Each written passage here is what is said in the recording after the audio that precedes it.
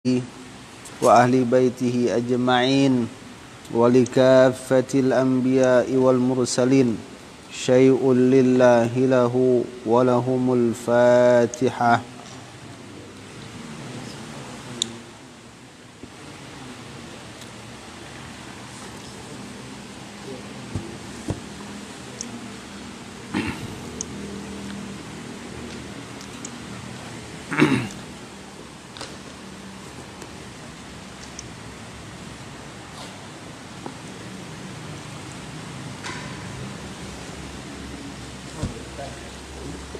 ثم إلى أرواح آبائنا وأمهاتنا من المؤمنين والمؤمنات والمسلمين والمسلمات من مشارق الأرض إلى مغاربها. الفاتحة.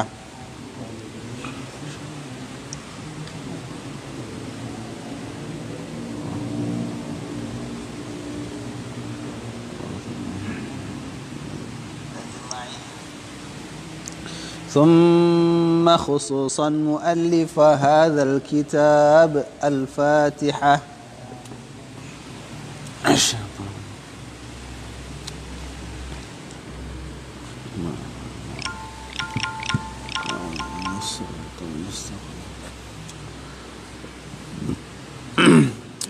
الحمد لله رب العالمين والصلاة والسلام على أشرف المرسلين وعلى آله وصحبه أجمعين. Alhamdulillah ikhwafillah yang dirahmati oleh Allah Subhanahu wa taala. Pada malam hari ini insyaallah taala kita akan melanjutkan bahasan kitab Mau'izatul Mu'minin min Ihya'i Ulumuddin. Jadi karangan daripada Syekh Muhammad Jamaluddin Al-Qasimi, diringkas oleh karangan Syekh Muhammad Jamaluddin Al-Qasimi, ringkasan dari kitab Ihya' Ulumuddin karangan Al-Imam Al-Ghazali. Kita sampai di halaman 29 ya. Di subjudul Bayan tafsili ma yanbaghi an yahdura fil qalbi 'inda kulli ruknin wa syartin. Penjelasan dari perincian yang seyogyanya hadir dalam hati pada setiap rukun dan syarat min a'malis salah, dari amal-amal salah. Bagi yang belum punya kitab, insyaallah ada satu lagi bang di rumah. Ini di rumah satu lagi ada. Kalau mau beli ya apa? Hah? Berapa tak kemarin? Hah? Berapa kemarin? 65 60. Sekitar gitulah, 60-an. Qala al-musannif rahimahullahu ta'ala, wa amma al-istiqbal. Istiqbal ini maksudnya menghadap kiblat. Kemarin kita bahas di tafsir itu, walillahi al-masyriqu wal maghrib, kan itu kan, milik Allah itu milik Allah barat dan timur. Yang bawah, paling bawah. Nah tuh. Jadi kemarin sudah kita bahas walillahi al-masyriq wal maghrib, milik Allah timur dan barat. Tapi arah sebelah barat dari Indonesia itu adalah arah kiblat kita, gitu kan? Kata Al-Imam Al-Ghazali, ambil aja fotokopis itu. Wa ammal istiqbal, adapun menghadap kiblat, menghadap Ka'bah, fahuwa sarfun li zahiri wajhika an sairil jihati ila jihati baitillahi ta'ala. Maka yang namanya istiqbal, menghadap kiblat, ianya itu sarfun, pemalingan, li zahiri wajhika, untuk zahir wajahmu atau dirimu, an sairil jihad, dari semua arah-arah. Kalau kita menghadap ke arah Ka'bah, berarti kita tidak menghadap ke arah selain Ka'bah, kan gitu kan? Kemana kita palingkan zahir badan kita ketika salat? Ila jihati baitillah, ke arah rumah Allah, yaitu Ka'bah. Jadi ini kata Imam Ghazali namanya menghadap kiblat secara zahir. Afatara, maka apakah kamu melihat, anna sarfal qalbi, bahwasanya pemalingan hati, min sairil umuri ila amrillahi azza wa jalla, dari semua perkara-perkara, ila amrillah, kepada perkara atau urusan terhadap Allah, laisa matluban bika, laisa matluban minka, tidak dituntut daripadamu. Jadi kata Imam Ghazali, kalau kita ketika sholat itu kan zahir menghadap Ka'bah. Sekarang hati kita itu apa tak dihadapkan? Apa Allah tidak menyuruh kita memiliki kiblat ketika sholat? Zahir saja punya, apalagi hati. Nah, gitu. Hayhata, jauh sekali. Fala matluba siwahu, maka tidak ada yang dituntut. Maksudnya apa? Hati itu tak dituntut ketika sholat selain daripada Allah subhanahu wa ta'ala. Jadi kalau ada orang ketika dia sholat hatinya tidak dihadapkan kepada Allah, maka dia tidak menghadapkan hati kepada kiblat. Nah, berarti kiblatnya apa tuh? Kiblatnya toko, apalagi kedai, ya kan? Kiblatnya mobil, gitu kan? Apalagi. Nah, jadi jangan sampai, kata beliau, hati itu memiliki kiblat selain daripada yang dituntut oleh Allah. Wa innama hadhihi adh-dhawahiru tahrikatun lil bawatin, dan hanyalah, nah ini dia, dan hanyalah ini yang zahir-zahir badan kita tuh, yang zahir itu tahrikatun, itu menggerakkan lil bawatin, kepada yang batin-batin. Jadi ada catatan Imam Ghazali, lahir kita itu bisa menjadi penggerak batin. Kalau kita salah menempatkan lahir, maka bisa memberikan pengaruh kepada batin. Contoh, kalau kita misalnya lagi sholat, mata kita ke atas, batin kita terpengaruh, ya kan? Tengok, belum di asbes rupanya, gitu kan? Akhirnya batin tadi tidak kepada Allah lagi. Iya kan? Apalagi baju partai. Nah gitu. Akhirnya nomor berapa aku coblos nanti ya, gitu. Itu dia. Lalu ada ayat Imam baca, waman ahsanu qaulan, siapakah yang paling bagus ucapannya, katanya kan. Wah bagus nih, kata dia kan itu. Dan seterusnya. Nah, jadi zahir itu menggerakkan kepada batin. Jadi kita harus memposisikan zahir, jangan sampai batin terpengaruh. Wa dhabtun lil jawarih, dan yang zahir-zahir ini memelihara bagi anggota-anggota badan. Jadi wa taskinul laha wa dhabtun lil jawarih,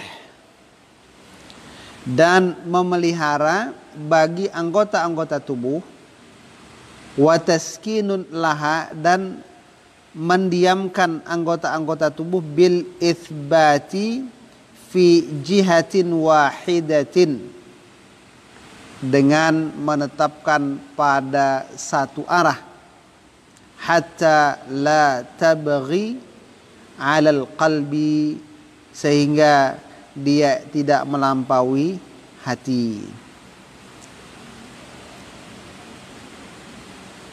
Jadi wa inna ma hadhihi adh-dhawahir tahrikatun lil bawatin wa dhabtun lil jawari. Jadi yang zahir-zahir ini itu menggerakkan batin-batin dan memelihara anggota-anggota tubuh, mendiamkan anggota tubuh dengan menetapkan pada satu arah sehingga tidak melampaui hati. Artinya kita harus bisa senantiasa memelihara anggota tubuh dalam sholat dengan menenangkan anggota tubuh itu agar jangan hati tadi terpengaruh oleh ketidakmantapan anggota tubuh. Nah, gitu. Fa innaha idza baghat wa zalamat. Kenapa kita harus memperhatikan jawarih, anggota tubuh kita ketika sholat?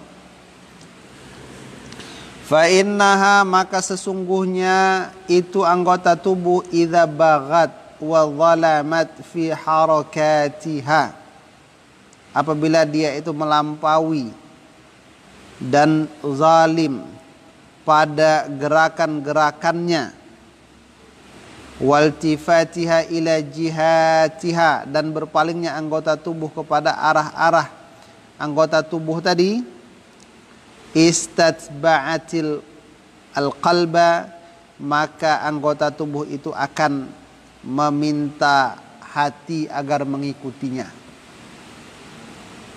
Wanqalabat bihi an wajhillah, dan anggota tubuh itu akan berbalik dengan hati dari wajah Allah, dari zat Allah. Nah, jadi tujuan ditenangkannya badan, tujuan kita bisa memelihara badan itu agar jangan hati ikut. Nah, gitu. Kalau badan bergerak, kan, apalagi mata kesana kemari, apa lagi, kaki bergetar-getar misalnya, itu hati akan mengikuti itu. Jadi kita tidak fokus. Falyakun wajhu qalbik, maka hendaklah wajah hatimu ma'a wajhi badanik, bersamaan dengan wajah badanmu. Jadi wajah hati kita itu bersama dengan wajah badan kita. Maksudnya kalau badan kita itu nampak khusyuk, maka itu mengusahakan hati untuk tenang. Kalau badan kita nampak pun gelisah, menunjukkan hati sedang gelisah. Nah, gitu. Contohlah, sebahagian orang itu dapat dilihat isi hatinya dengan kerutan kening. Kalau lagi berkerut berarti hati ada masalah. Nah, gitu. Tapi kalau tersenyum, oh ini baru gajian, gitu kan, misalnya, apalagi baru dapat bonus. Jadi, namun di sini Imam Ghazali dalam sholat kan yang didominankan badan. Jadi ketika kita bisa memposisikan jasad, maka itu membantu hati untuk tenang. Makanya kan ada orang lagi gelisah, kita bilang, coba tenang, bawa tenang dulu, kan gitu kan, bawa tenang. Kenapa? Dengan tenang membantu hati menjadi tenang. Wa'lam, dan ketahuilah olehmu, annahu kama la yatawajjahul wajhu ila jihatil bait, bahwasanya itu kondisi sebagaimana tidaklah wajah itu yatawajjah menghadap kepada arah bait Allah. Jadi sebagaimana yang sudah kita pahami, kalau kita mau menghadap Ka'bah, apa yang harus kita caranya? Bil insirafi an ghairiha, dengan berpaling dari selainnya. Kita tidak akan bisa menghadap Ka'bah kecuali dengan berpaling ke sana.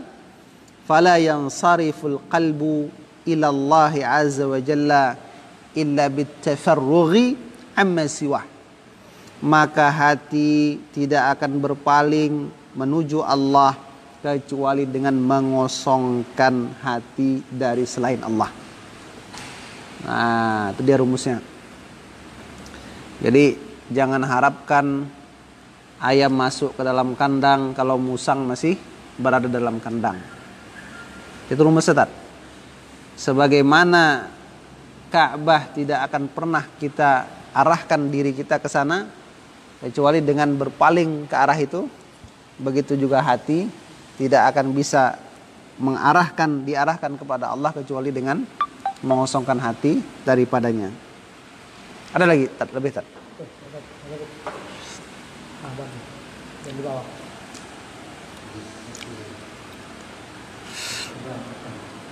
Lagi dari di bawah.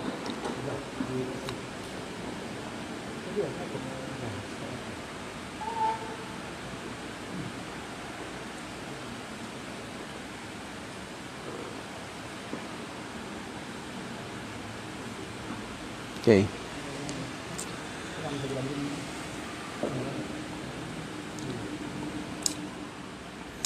Wa amal i'tidal, adapun i'tidal. I'tidal. Wa amal i'tidalu qa'iman, adapun i'tidal dalam keadaan berdiri. Fa innama huwa muthulun. Jadi i'tidal itu hanyalah i'tidal itu apa dia? Penggambaran ya. Atau menggambarkan bisyakhsi dengan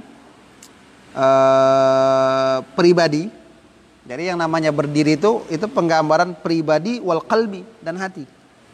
Gambaran dari diri dan hati.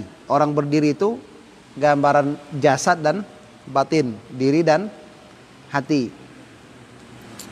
Baina yadayillahi azza wa jalla, di hadapan Allah.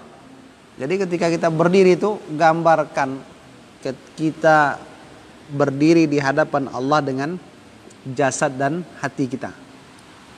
Nah, bayangkan itu. Ini mau sholat nih berdirinya, bayangkan itu. Tadi menghadap kiblat, bayangkan hati kita sedang berada di hadapan Allah. Hati kan? Sekarang ketika berdiri jasad, bayangkan diri dan hati sedang berada di hadapan Allah.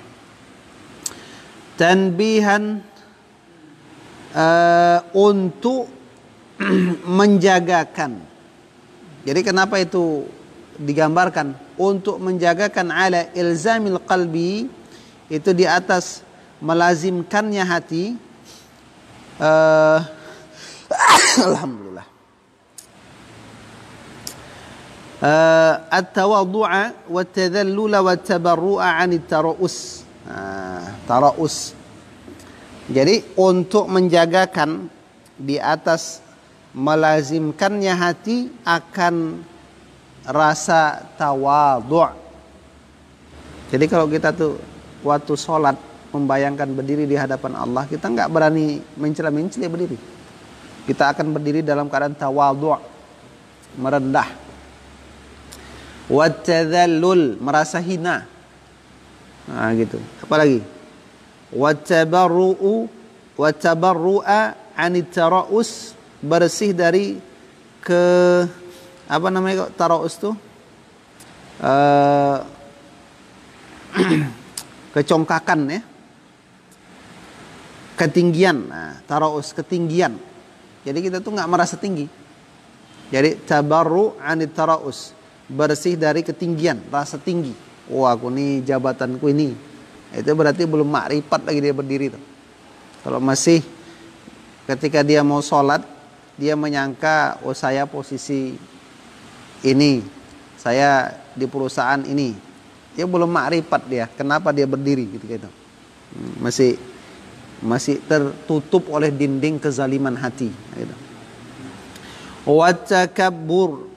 Watakabburi, dan dari rasa congkak.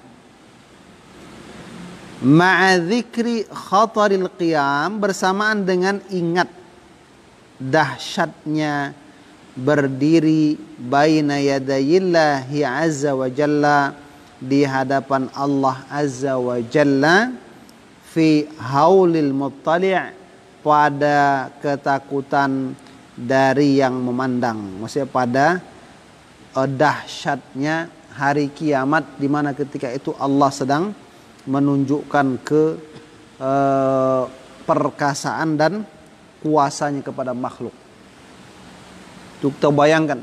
Indal ardi, ketika penyodoran di soal hari hisab. Jadi kita bayangkan waktu kita mau dihisab, Allah menampakkan keperkasaan dan kemurkaannya. Kita takut ketika itu. Jadi lepas segala macam jabatan dunia ketika mau sholat. Itu namanya ma'rifat. Nah, gitu, ma'rifat dalam sholat. Ma'rifat berdiri kepada Allah. Berdiri ketika mau sholat. Makanya orang kalau sholat sebatas fikih, dia akan memvonis ini sah, ini tidak. Ya kan? Kalau sholat sudah masuk ke kaji tasawuf, lebih lagi dia.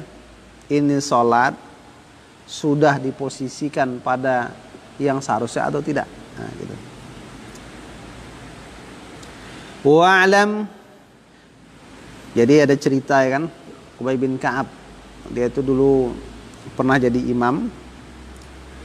Kan, jadi ketika dia jadi imam, ada yang memujinya di belakang. Nah, setelah itu dia tak mau jadi imam. Kenapa? Khawatir katanya saya akan rusak hati ketika jadi imam. Kenapa? Teringat pujian orang. Nah, dia, itulah yang makrifat tadi. Nah, gitu. Sebagian orang semakin dipuji semakin semangat, kan itu kan? Berarti tak makrifat. Wa'lam, ketahui olehmu fil hal, pada kondisi annaka qa'imun, bahwasanya kamu itu berdiri baina yadayillahi azza wa jalla, di hadapan Allah azza wa jalla, wa huwa muttali'un 'alaik, dan dia itu memandang kepadamu. Faqum baina yadaih, maka berdirilah di hadapannya, qiyamaka baina yadai ba'di mulukiz zaman. Jadi kalau kita itu jumpa penguasa, kita berdiri dengan sopan, maka kita sholat setelah membayangkan kita berada di hadapan Allah, kita akan berdiri dengan kehinaan diri, rasa hina diri. Nah, gitu. In kunta, nah, kalau kita susah tadi, masa gini, kalau kita berdiri ketika sholat, susah membayangkan kita sedang berada di hadapan Allah, karena ma'rifatnya masih putus-putus, sinyalnya masih lemah kan itu. Masih payah juga. Maka kata Imam Ghazali, bayangkan ketika sholat kamu itu diawasi oleh raja, seperti berdiri di hadapan seorang penguasa. Nah, bagaimana kamu berdiri, kata beliau. In kunta ta'jizu an ma'rifati kunhi jalalih. Kalau kamu lemah dari mengenal hakikat keperkasaan Allah, keagungan Allah subhanahu wa ta'ala. Tapi jangan hanya sebatas itu saja, tak naik kelas, ya kan? Itu untuk anak TK lah kayak gitu kan. Kan kita harus naik ke tingkat berikutnya. Nah, gitu. Nah, ini namanya penjelasan apa yang harus kita hadirkan ketika berdiri. Jadi istiqbal sudah, menutup aurat sudah, ya kan? Bersuci sudah. Apa kemarin lagi? Azan sudah, ya kan? Sekarang masuk niat. Nah, niat acaru niat, ya. Sekarang orang bertengkar masalah usoli ke usoli, kan itu kan? Sementara Imam Ghazali sudah tak masalah usoli lagi. Nah, masalah niat itu tidak lagi dibahas masalah usoli. Kalau masalah usoli itu anak TK tuh, nah gitu. Wa amman niyyah, adapun niat itu kata beliau, fa'azim ala ijabatillahi azza wa jalla fi imtithali amrih bis salati. Kata Imam Ghazali, niat itu azamkan. Jadi ketika kita berniat mau sholat, azamkan, hadirkan dalam hati kita itu sebuah tekad ala ijabatillahi azza wa jalla, atas menjawab Allah subhanahu wa ta'ala fi imtithari amrihi bis salah, dalam menjalankan perintahnya dengan sholat. Jadi kita itu yang namanya niat itu yang kita hadirkan. Di samping secara fikih, kita itu sholat untuk menjalankan perintah Allah. Itu yang pertama. Nah, jadi niat kita kenapa sholat? Fikih begini, tapi ada yang lebih dari itu. Kenapa sholat? Saya mau menjalankan perintah Allah. Nah, gitu kan? Wa itmamiha raja'an li wa itmamiha, dan menyempurnakan sholat. Jadi menjalankan perintah Allah, kemudian bertekad menjawab Allah itu dalam menyempurnakan sholat. Nah, dalam menjalankan perintah Allah dengan sholat dan dengan menyempurnakan sholat. Maktub ya ke as-shalah. Kenapa? Raja'an li thawabihi, karena mengharapkan pahala. Nah, itu dia lagi. Boleh mengharapkan pahala ya, ikhlas tingkat 2. Wa khaufan min iqabih, takut daripada azabnya. Wa talaban lil qurbati minhu, mencari kedekatan kepada Allah. Nah, ini tingkat pertama nih. Ikhlas tingkat pertama itu sholat karena Allahnya. Nah, kalau tingkat kedua karena pahalanya. Beda ya. Sama-sama ikhlas. Mutaqallidan lil minnati minhu, karena menggunakan atau merasakan nikmat daripada Allah, mensyukuri nikmat. Nah, jadi kalau tadi ada yang orang sholat itu mengharapkan pahala, oke, bisa. Takut azab, oke. Mencari kedekatan kepada Allah, oke. Bahkan kita sholat itu sebagai jalan untuk merasakan nikmat dari Allah. Nah gitu. Dengan sholat itulah cara kita untuk merasakan nikmat, bersyukur kepada Allah. Apa dia? Merasakan nikmat dari Allah tentang apanya? Masih dilanjut ya. Mutaqallidan, yang kita rasakan tuh merasakan nikmat, lil minnah, pemberian, minhu dari Allah, biiznihi, dengan izin Allah, laka, untukmu, fil munajati, dalam bermunajat, ma'a kathrati isyanik, bersamaan dengan banyaknya kemaksiatanmu. Maksudnya azam kita itu kita rasakan anugerah Allah. Kenapa? Karena Allah masih mengizinkan kita bisa sholat, gitu dia. Syukur kita, syukur karena Allah masih mengizinkan kita sholat. Itu yang kita azamkan. Ya Allah, saya mau sholat ini karena walaupun saya ini banyak maksiat, tapi kamu masih bisa kan saya untuk sholat. Itu niat kita. Nah, itu dia yang perlu kita rasakan. Kalau seperti itu, kita tidak akan mencela orang yang tidak sholat, tapi kita akan sedih melihat orang tak sholat. Beda ya. Beda antara mencela orang tak sholat dengan sedih melihat orang tidak sholat.